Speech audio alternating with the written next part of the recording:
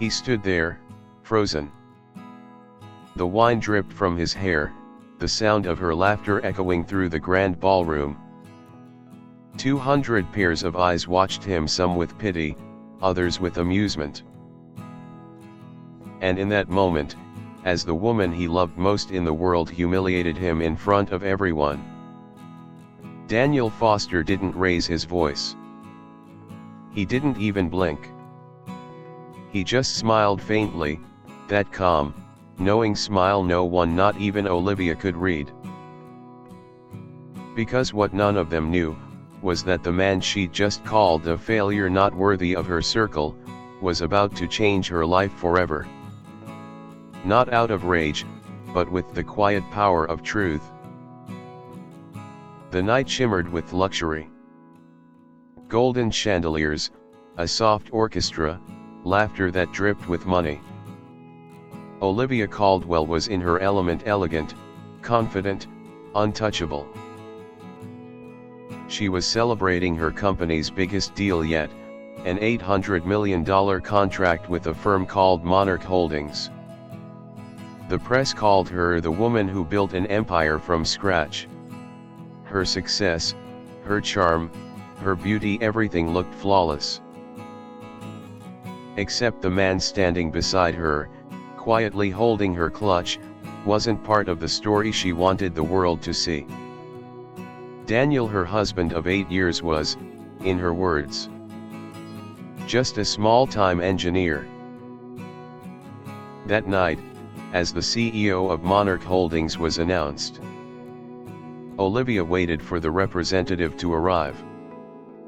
She had no idea, the real owner, the silent force behind the deal, was standing right next to her the whole time. Daniel had never told her. He didn't need to. He'd built Monarch Holdings under another name, years before they met, investing in startups, turning broken dreams into billion-dollar realities. He loved watching others rise. And he'd loved watching her rise too, until she forgot who stood beside her, when she had nothing.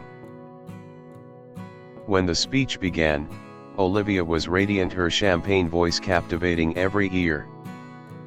She talked about strength, independence, and never relying on anyone.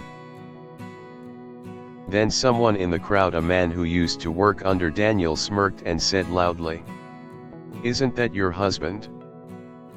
The one who fixes computers?" The room chuckled. Olivia, instead of defending him, laughed along. She raised her glass of red wine, looked at Daniel, and said, "Not everyone's built for the elite circle, darling. But that's fine, you can take pictures of us from the outside." Then, she tilted her wrist, and poured the wine right onto his face. Gasps filled the room. He didn't move. For 3 long seconds, the world went silent. Then Daniel smiled softly, heartbreakingly calm. He handed her back her clutch, wiped his face, and whispered, "Congratulations on your deal. I'll make sure the papers are ready by morning." And then, he walked out, leaving her standing there, confused by his tone. That night, while she slept off her victory, Daniel sat in his study surrounded by silence, and a single glass of whiskey. On the screen in front of him was Monarch Holdings' digital signature authorization. One click could undo the deal. But he didn't click. Not yet. He thought about the girl she used to be, the one who brought him coffee while he worked late, the one who dreamed big but never forgot her heart.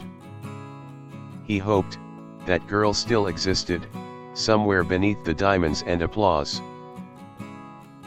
The next morning, Olivia woke up to chaos. Her assistant called, panicked. "The deal's on hold. Monarch's pulling out?" The investors are panicking. She rushed to her office, dialing every contact she had. But Monarch's executives refused to speak except one. An email arrived. Short. Cold. Meeting requested. 9 a.m. Conference room 4. Daniel Foster. When she walked in, Daniel was there. Clean suit. Calm eyes. The kind of authority that didn't need to be announced. She blinked. Daniel, what are you doing here? He looked up from the papers. Finalizing your deal, he said quietly. Thought you'd want to sign it in person. Her confusion turned to irritation. Daniel, this is serious. I don't have time for. He slid the file across the table.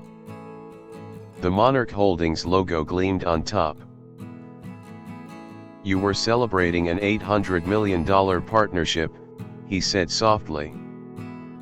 That's my company, Olivia. Her voice cracked. What do you mean your company? I built it, he said simply. Every investor, every division, every decision. Monarch Holdings is mine. She froze. Color drained from her face. You own the company. Yes, he said. And the one that owns your brand. The factories, the suppliers, the marketing contracts all under Monarch's portfolio. For the first time, Olivia's confidence cracked. Her knees trembled. Why didn't you tell me? He looked at her, long and hard. Because you once told me you didn't need a man to succeed. And I wanted to believe you were right. But last night, you didn't just humiliate your husband, you humiliated the man who believed in you when no one else did. Tears filled her eyes, but his voice stayed calm, steady, final. I'm not here to ruin you, Olivia. I'm giving you a lesson in humility.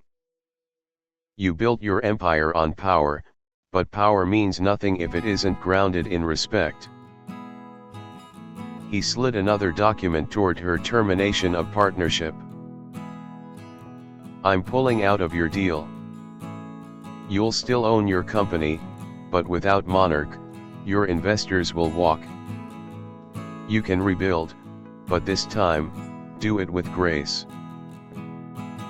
She wanted to scream, to beg, to explain, but her pride strangled her voice. As he walked away, she whispered, Daniel, I'm sorry. He paused, didn't turn back. So am I, he said quietly. Because I really loved the woman you used to be. Weeks passed. The media exploded. Caldwell Empire on the brink. Investors fled. Partners withdrew. The woman who once laughed in luxury, now sat in silence. But somewhere beneath the ruins, humility bloomed. She started showing up at small events again, no gowns, no cameras, just people. She began mentoring young entrepreneurs, the way Daniel once did. Months later, at a charity gala for underprivileged women, she saw him across the room. No one else noticed, but he did. Their eyes met. She didn't walk up to him. She didn't need to. She just nodded, a quiet acknowledgement of the storm that rebuilt her soul. And for the first time since that humiliating night, Daniel smiled. Not in revenge, but in forgiveness. Because sometimes, the most powerful revenge isn't destruction. It's watching someone rediscover who they were meant to be. The man she once called unworthy, had become her greatest teacher. And the woman who lost everything, learned that true worth isn't measured in money, fame, or applause. Only in how you treat the ones who stand beside you, when no one else does. And as the music swelled in the background, both of them walked separate paths. But this time, with peace.